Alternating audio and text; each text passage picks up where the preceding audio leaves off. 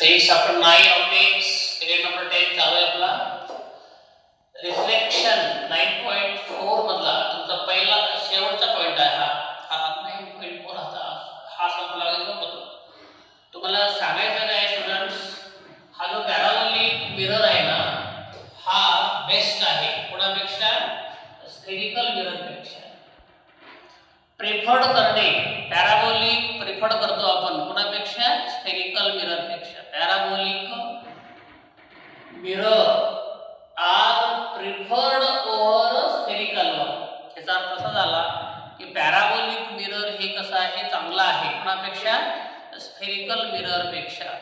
Spherical mirror मध्ये काय असतं रे, हे अबेरेशन असतं. पहा कोणत्या सर्वांना माहिती आहे तुम्हाला, कोणतरी पोरांनो इथे पहा हे अबेरेशन असतं ना. स्फेरिकल दोन तीन प्रकारचे अबेरेशन असतात. एक असतो स्फेरिकल अबेरेशन, एक असतो लॉंगिट्यूड अबेरेशन, एक असतो ट्रान्सव्हर्सल अबेरेशन. ओके, हे आपण पाठीमागे सर्वांनी पाहिलेलं आहे.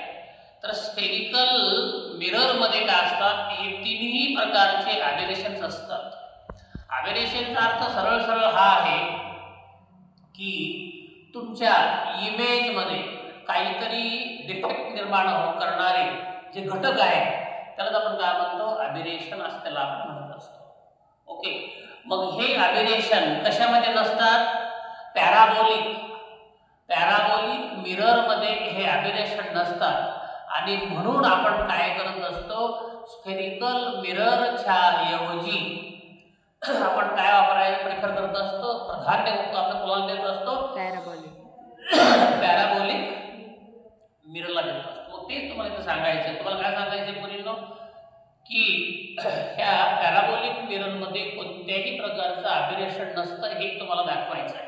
आता इथं बघा, आता तुम्हाला पॅराबोला, हायपरबोला, इलिप्स हे मॅथमॅटिक्स मध्ये कोनिक सेक्शन मध्ये तुम्हाला पाहायला भेटलेलंच आहे. 11th सायन्स मध्ये, आपलं 11th मॅथमॅटिक्स मध्ये. तर इथं बघा स्टुडंट समजून घ्या, हा डायरेक्ट एक पॅराबोला आहे, समजून घ्या. हा पॅराबोला असेल तर त्याला पॅराबोलाच्या इकडची बाजू सरळ रेषे जे असते ना, हे काय असते, डायरेक्ट्रिक्स असते, डायरेक्ट्रिक्स. आणि त्याच्या समोर जो काय असतो, फोकस असतो. इकडे काय असते, हे आरएस, हे इथं आरएस आहे बघा, हे आरएस दिसतं तुम्हाला, हे बघा हे काय आहे, आर आणि हे एस आहे, आर आणि एस.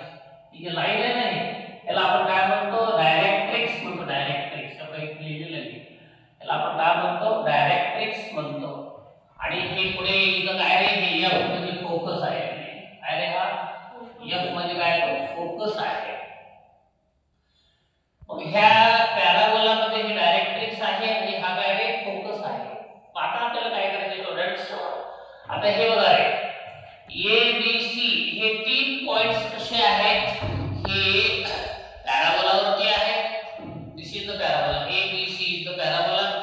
आणि ह्या पॅराबोला पासून कोणते कोणते point, A A dash, B B dash, C C dash, हे कसे असतात रे, इक्वी डिस्टन्स आहे. त्यानंतर A double dash, B B double dash, C double dash, हे कसे रे, इक्वल डिस्टन्सेस आहेत. किंवा हे पाच कोणते, A dash A double dash, B dash B B double dash, C dash C double dash, हे पॉइंट कसे आहेत, हे इक्वल पाथ आहे. हे जेवढा पाथ आहे तेवढा हा पाथ, हा तेवढाच काय आहे, हा पाथ आहे. मग आपण जर ह्याला एबीसी ला आपण काय समजतो, पॅराबोला समजतो, तेव्हा कोणते पॉइंट आहेत, A dash A F, B dash B F, C dash C F, हे कसे झाले, इक्वल झाले. ते कसे झाले, इक्वल डिस्टन्सेस झाले. आता हे A dash A, B dash B, C dash C हे कसे झाले, ऍक्सिसला पॅरलल झाले. काय झाले, ऍक्सिसला पॅरलल झाले आणि इक्विडिस्टन्स झाले. म्हणून देयर इज नो एनी अबेरेशन, कोणत्याही प्रकारचं काय नाही तिथं, अबेरेशन नाही. नाहीतर स्फेरिकल अबेरेशन, नॉर लॉंगिट्यूडल अबेरेशन और ट्रान्सव्हर्स अबेरेशन, कोणत्याही प्रकारचं तिथं अबेरेशनच नाही. आणि अबेरेशन नसल्यामुळे आपण काय करतो, स्फेरिकल मिररच्या ऐवजी आपण काय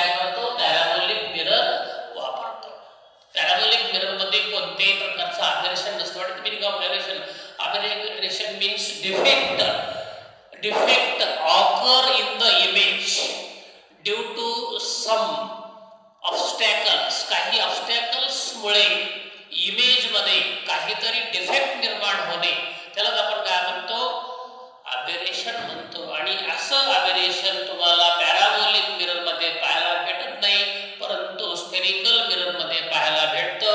म्हणून प्रत्येक जण स्फेरिकल मिररच्या ऐवजी पॅराबोलिक मिररच वापरण्यासाठी प्राधान्य देत असतात. हेच आपल्याला सांगायचं आहे. ते मी तुम्हाला सांगितलेलं आहे आणि तुम्हाला लिहून पण दिलेलं आहे की जे प्रोबॅबिलिटी टेस्ट कसं होतं आहे. ठीक आहे, सर्वांना समजलं आहे? ओके, ठीक आहे. मग कळून घ्या ओके. हा तुमचा अतिशय महत्त्वाचा प्रॉब्लेम चालू झाले आता रिफ्लेक्शन वरचे. ओके, तुम्हाला माहिती आहे स्टुडंट्स, तुम्हाला काय करायचं आहे, determine the number of images visible during the process. हे प्रोसेस होत असताना नंबर ऑफ इमेजेस किती ते काढा मला. आणि नंबर ऑफ इमेजेसचा थोडं सिम्पल तुम्हाला नंबर ऑफ इमेजेस काढण्यासाठी n इक्वल टू फॉर्म्युला आहे स्टुडंट्स. किती फॉर्म्युला आहे? 360 अपॉन थीटा. हे फॉर्म्युला तुम्हाला मी दिलेला होता, ते तुम्हाला लक्षात आणणं आवश्यक आहे. समजलं झालेला भाग आहे. चला आता इथे तुमच्याकडे अँगल दोन आहे. एक थीटा किती आहे? पहिला थीटा किती आहे? 38 आहे. दुसरा आहे का नाही? 41 38 आहे. This angle is now gradually increase, वाढत गेला तो. दुसरा थीटा किती आहे? 41 डिग्री आहे. तर तुम्हाला इमेजेस काढायचे आहेत. तर मी काय करत असतो, पहिला काय करा, n इक्वल टू किती आहे? 360 डिग्री बाय किती करा? 38 करा. किती करा रे? 38.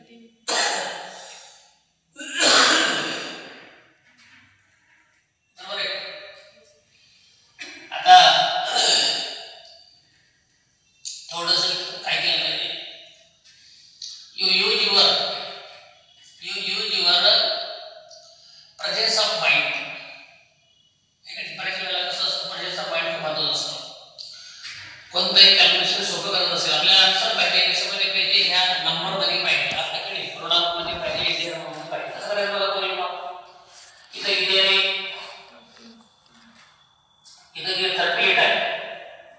इथे किती आहे? 360 आहे. एवढं सोपं आहे की नाही? 38 आहे, 360 आहे. बरोबर आहे का? तुम्हाला माहिती आहे का, जर 360 ला 36 ने डिवाइड केलं तर आन्सर किती येतं? किती येतं? 10 येतं. किती येतं? 10 येतं का येतो? का नाही येतो? समजतं का तुम्हाला काय होतं? 36 ला 36 केली म्हणजे जोर भेटला बरं. किती आन्सर आला होता? 10. किती आलं? 10. इथे किती आपल्याकडे? 38 आहे. इथे किती आपल्याकडे? 36 आहे. आहे की नाही? 36 ने 360 ला डिवाइड जर केलं तर आन्सर किती येतं? 10 येतं. 38 ने जर डिवाइड केलं तर 9 पॉइंट समथिंग किती येतं? 9 पॉइंट किती येतो? समथिंग येतो. आणि हे समथिंग काढून टाकायचं आणि n इक्वल टू झालं तुमचं हे 9. किती आलं स्टुडंट्स? किती आलं? n किती आलं? 9. सर्वांना समजलं? समजलं का? साक्षी? ओके. आता बघा, हे घेतलं होता थीटा. आता हे घ्यायचं. n इक्वल टू किती रे? 360 y किती आहे? 41 आहे. बरोबर आहे का? 360 y किती आहे? 41 आहे. मग आता मला एक सांगा स्टुडंट्स, आता आपण काय करू, इथे किती आहे? 360 आहे आणि खाली किती आहे? परत 40. खाली किती आहे रे? खाली किती आहे? 41. म्हणजे इमॅजिन करा, इमॅजिन करायला काढायचं नाही. हे गेलं आणि हे गेलं. बरोबर आहे का? बरोबर आहे. बरोबर आहे का? आता काय करायचं? 4 9 तर किती आलं रे? 9 आलं. जर 40 असेल तर उत्तर किती? 9 येईल. मग आता मला सांगा, 360 बाय 41 आहे. किती? 360 बाय किती आहे? 41. मग याच्यापेक्षा कमी येणार आहे. काय येणार आहे? याच्यापेक्षा कमी. म्हणजे n इक्वल टू काय झालं? 8.89. काय काय कमी असेल काय काय नाही, परंतु नक्कीच 9 येणारच नाही. आन्सर काय? मग 8 पॉइंट समथिंग येईल. काय आन्सर? 9 तर येणारच नाही ना. 9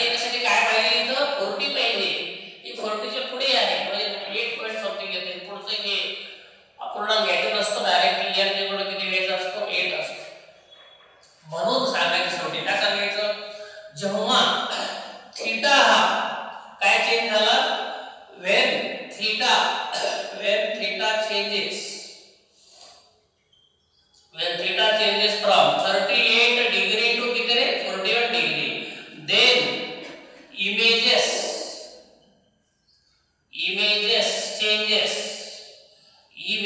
changes from किती 9 to कितने 9 to 8. जेव्हा थीटा हा 38 पासून 41 चेंज होत गेला तेव्हा इमेजेस नंबर ऑफ इमेजेस किती रे number of then number of images changes from 9 to 8. 38 असेल तर 9 इमेजेस तयार होत होत्या. 41 असेल जसं डिग्री थीटा वाढत तसं काय होत इमेज काय होतं कमी होतं. एक थीटा इन्क्रीज चालला की इमेज काय होतील कमी होतील. थीटा जेवढा डिक्रीज व्हायला लागले तेव्हा नंबर ऑफ इमेजेस काय होतात वाढतात. म्हणून इमेजेस चेंजेस फ्रॉम 9 to 8 म्हणजे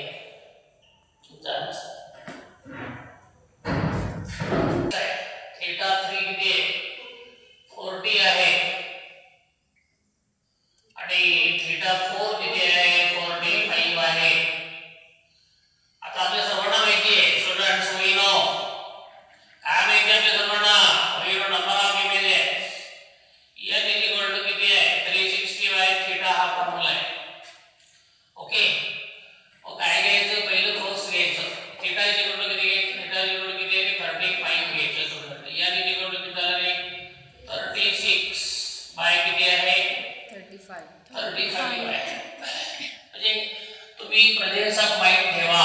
काय ठेवा प्रेझेन्स ऑफ माइंड ठेवा. म्हणजे समजा 360 आहे भागिले किती आहे 36 आहे तर काय होतं रे 10 येतं. आन्सर किती येतं रे 10 येतं.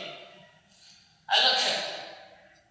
आता तर इथं किती आहे 36 नाही किती आहे 35 आहे. आन्सर किती किती 10 पॉइंट समथिंग किती अरे 36 असेल तर 10 येतं. 36 पेक्षा लहान आहे म्हणजे मोठी ना 10 पॉइंट समथिंग 25 सुद्धा टाकली. काय काय येत नाही ते पुढचं. मग शेवटी काय होतं माहितीये का जेव्हा इमेजेस काढत असतात तेव्हा ते अर्धी इमेज किंवा फुल इमेज इथं घ्यायची नसते. डायरेक्टली काय घ्यायचं पूर्ण इमेज घ्यायची असते. एखादा हात झाला एखादा पाय झाला इमेज तर कसं पण तसं ते इमेज पूर्ण पाहिजे ना. म्हणून इमेज कशी घ्यायची की 10 घ्यायची. किती घ्यायची 10. पहिला किती आला 10. ठीक आहे. मग आता इथं केसेस आहेत ना 2 केसेस आहेत.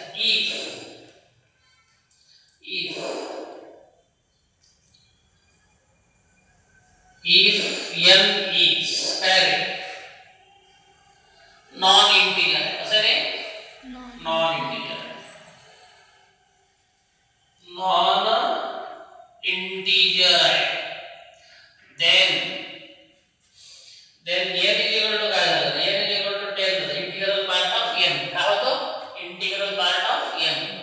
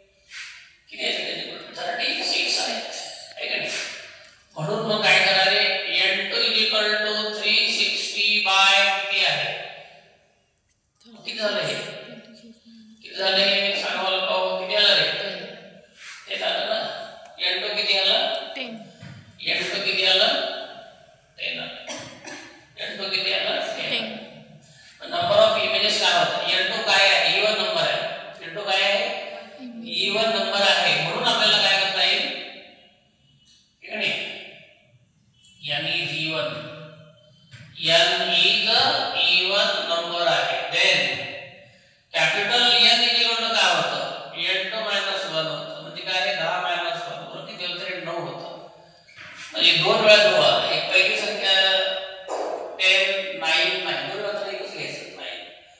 आता घ्या नेक्स्ट पुढे चला. हे झालं पूर्ण झालं रे, हे झालं, हे झालं, एक नाही घ्या. इकडे नंबर 3 घ्या. थीटा किती आहे? थीटा 3 किती आहे? 40 आहे. थीटा 3 किती आहे? 40 आहे. मग काय करा आता? काय करा पुढे? अरे इथं 40 किती करायचं त्याचं? 40 झाला 360 ना. 360 बाय किती आहे? 40 360 बाय किती आहे? 40 आहे.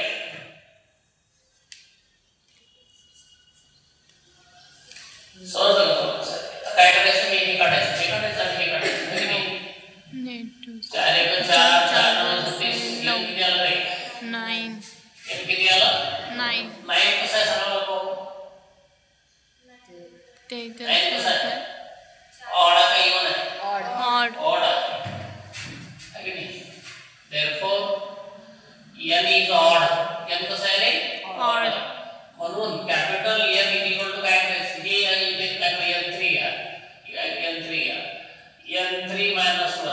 Capital n equal to n3 किती आहे? 9 - 1. तर n इक्वल टू किती आला रे? 8 आला. किती आला स्टुडंट्स? 8 किती आलेला आहे? 8 आलेलं आहे. Any problem? नो. याचं तुम्हाला करायचं काही अडचण नाही. ओके. तर ह्या पहिल्या तुम्हाला किती व्हॅल्यू भेटल्या? पहिल्या 3 व्हॅल्यू भेटल्या. 10 9 आणि काय भेटली? 8. 10 9 8. 10 9 8. 10 9 8. 10 9 8. 10 9 8. राहिलं तुम्ही थोडं पुढच्या किती आहे आपल्याला? 2 10 7 9 10 9 7 8 7 बोलताय. ओके. हे number 4.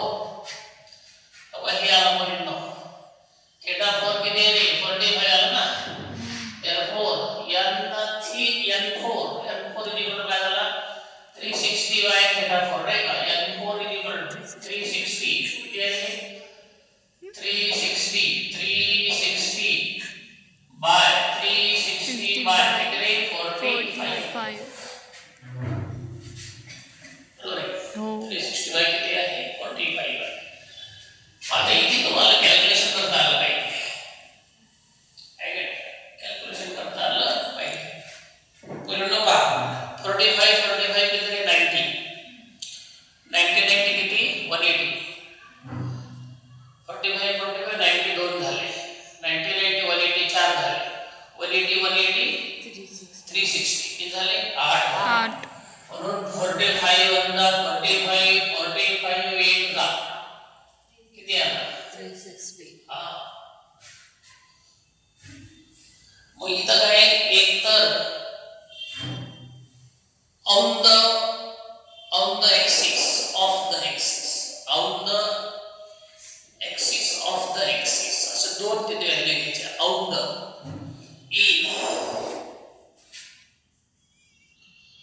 object is on the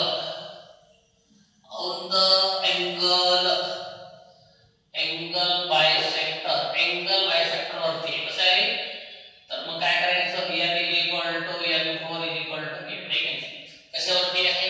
if object is on the angle bisector हे घेऊन टाकायचं. लक्षात ठेवा. ही पहिली अट झाली. दुसरी अट काय रे?